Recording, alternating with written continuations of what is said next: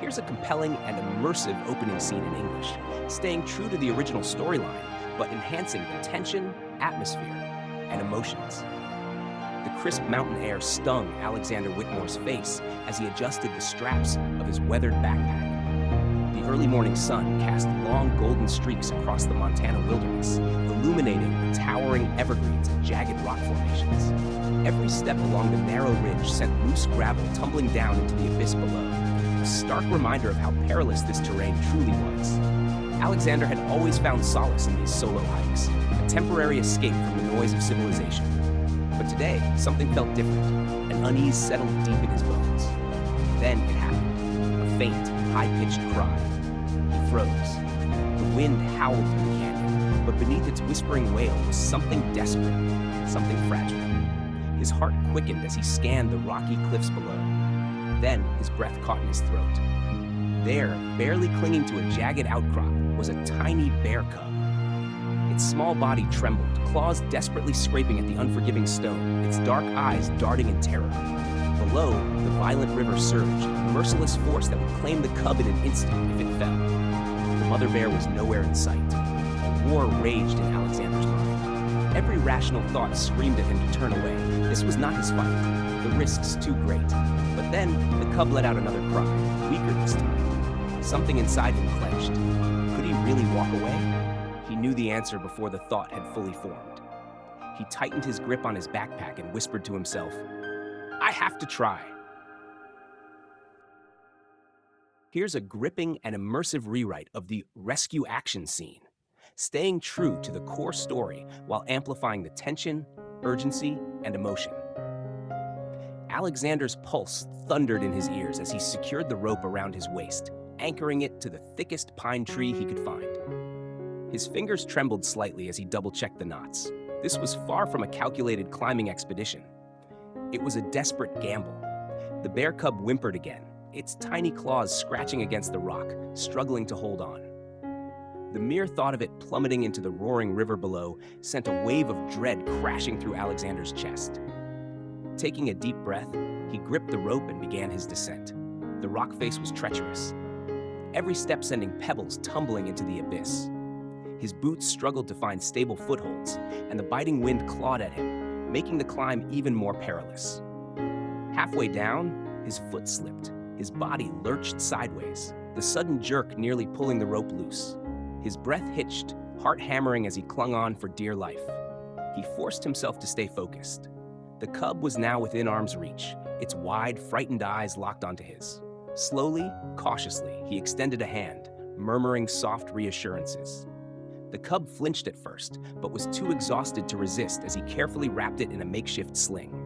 Just as he secured it to his chest, a sharp crack split the air. A loose rock beneath his feet gave way. Alexander barely had time to react before gravity yanked him downward. Here's a gripping and immersive rewrite of the encounter with the mother bear, maintaining the core tension and emotion of the story. Alexander collapsed onto solid ground, his body aching, lungs burning as he gasped for air. The bear cub, still wrapped securely in the makeshift sling, whimpered softly against his chest. He had done it. He had saved the cub. Relief washed over him in waves, but it was short-lived. A low, guttural growl rumbled through the trees. Every muscle in his body tensed. Slowly, he turned his head, his breath hitching as a massive silhouette emerged from the dense underbrush. The mother bear.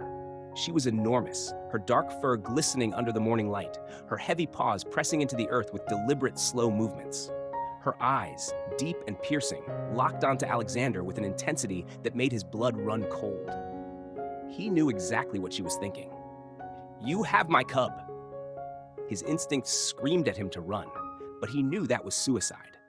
Any sudden movement, any sign of aggression or fear, and she would charge.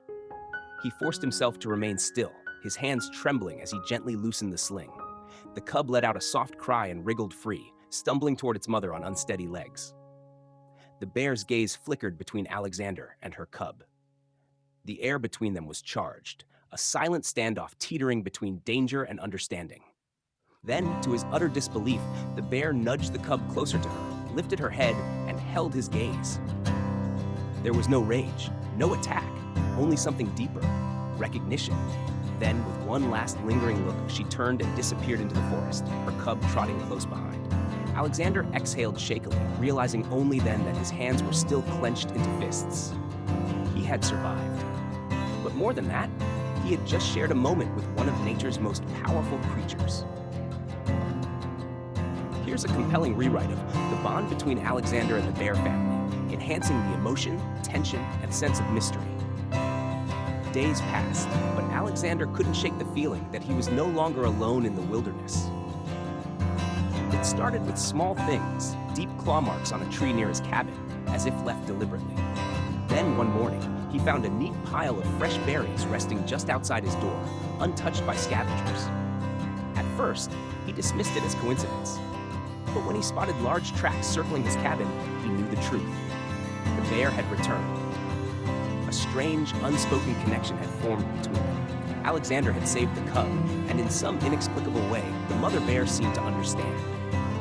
Then, one evening, as the golden sun dipped below the treetops, a new kind of danger arrived. The forest fell eerily silent. The usual rustle of leaves, the distant call of an owl, gone. A low growl sliced through the quiet, primal, and menacing. Alexander turned slowly, his stomach twisting into knots as he locked eyes with a mountain lion, its sleek body crouched low, ready to pounce. His heartbeat thundered in his chest. He had no weapon, no defense. The predator's muscles coiled, and then another growl erupted from the trees. A massive shape charged forward, the mother bear.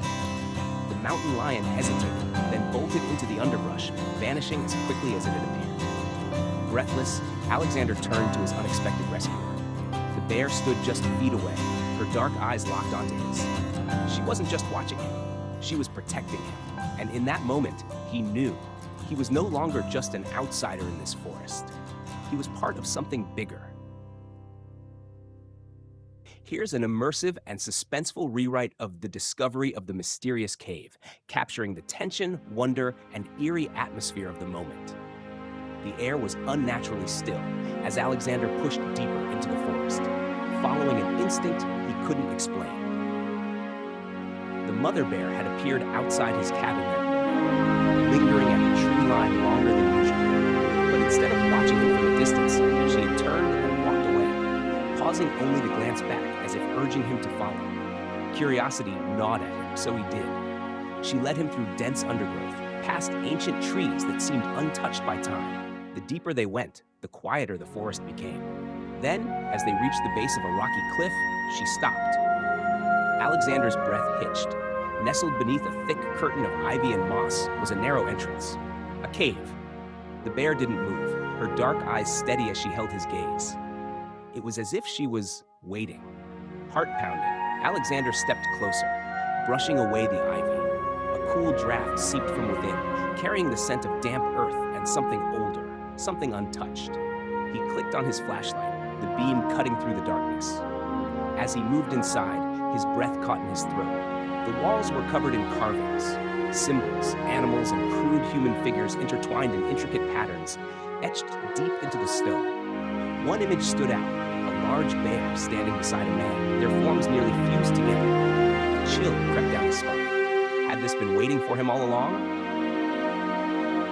Here's a gripping rewrite of the fight against the poachers, intensifying the danger, suspense, and action. The sharp snap of a twig sent a jolt of adrenaline through Alexander's veins. He crouched lower behind a thick oak, his breath slow and measured as he peered through the dense undergrowth. They were here. A group of men, rifles slung over their shoulders, moved methodically through the forest. Their boots crunched against fallen leaves, their eyes scanning for movement. They weren't hikers. They weren't lost. They were poachers. Alexander's fists clenched. He had seen the traps, metal jaws hidden beneath layers of dirt, baited to ensnare unsuspecting wildlife. And now, they were heading straight for the cave, for the bears. He couldn't let that happen. Reaching into his pack, he gripped his camera, the lens aimed at the intruders. Click, click. Each shot captured their faces, their weapons, their crime. But evidence alone wouldn't stop him. He had to act. A rustling nearby made him freeze. He turned, and there she was. The mother bear, watching from the shadows, her massive frame, a silent force of nature. And in that moment, he knew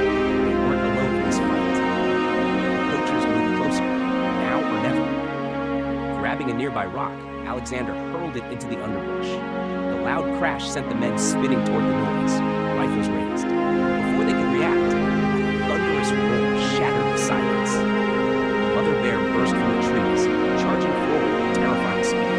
The poachers panicked, scrambling backward. One dropped his rifle, another stumbled over a root. Alexander seized the moment, bolting from his cover. He had one chance. He sprinted toward the nearest trap, disarming it in one swift motion. Then another, and another. Behind him, the bear's presence alone was enough to send the poachers fleeing. But Alexander knew this wasn't over. They would be back, and next time, he would be ready. Here's a gripping rewrite of the final battle, intensifying the danger, urgency, and emotional stakes. The acrid scent of smoke filled Alexander's lungs as he sprinted through the burning forest. Flames licked hungrily at the trees, crackling like a living beast devouring everything in its path. The fire wasn't natural. The poachers had set it. A last desperate attempt to cover their tracks and destroy what they couldn't claim. His heart pounded against his ribs as he navigated the chaotic landscape, embers swirling through the air like fireflies from hell. The cave, the bears, they were still inside. A desperate roar cut through the inferno. Alexander skidded to a stop, shielding his face from the searing heat. Through the shifting smoke, he saw her. The mother bear, her massive frame silhouetted against the blaze, standing protectively in front of the cave's entrance. Her cub was behind her, cowering but unharmed. But the poachers hadn't left. Through the haze, he spotted them, shadows moving between the trees, guns raised. The fire was their distraction, their smokescreen, but they still wanted the bears gone. Not today. Alexander dropped low, grabbing a fist-sized rock. With a practiced throw, he sent it crashing into the underbrush opposite him. The sudden noise startled the poachers, buying him seconds. That was all he needed. He lunged forward, knocking one rifle aside before the man could react. A struggle ensued, grappling in the dirt, fists collided. But then another sound, a deep, guttural growl. The mother bear charged. The poachers scattered, fear overriding greed. One tripped, another abandoned his weapon entirely, disappearing into the night. Within moments, they were gone. Alexander stumbled back, panting. The mother bear stood motionless, watching him, her dark eyes reflecting the inferno's glow. Then, as if understanding, she turned, nudging her cub towards safety. They had won, but the forest would bear the scars of this battle forever. Here's a powerful and emotionally resonant rewrite of the meaningful ending, capturing the aftermath, reflection, and lasting impact of the journey. The forest was eerily quiet in the days after the fire. The once vibrant wilderness bore deep scars. Blackened tree trunks stood like skeletal remains, ash blanketed the earth, and the air still carried the faint scent of smoke. But amid the destruction, life persisted. Alexander stood at the edge of the clearing, staring at the entrance of the cave. The bears had survived. He had seen them disappear into the mountains days ago, the mother guiding her cub away from the wreckage into safer lands. A part of him wondered if he would ever see them again.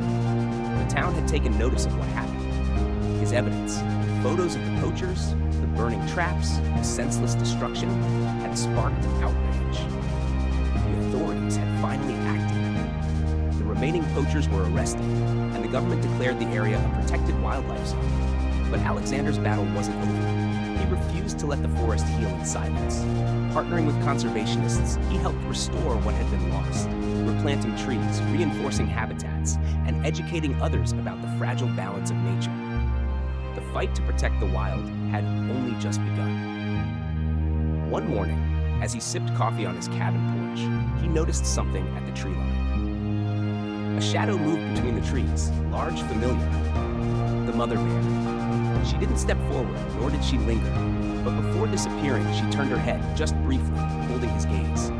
And in that fleeting moment, Alexander understood. This wasn't goodbye. This was gratitude.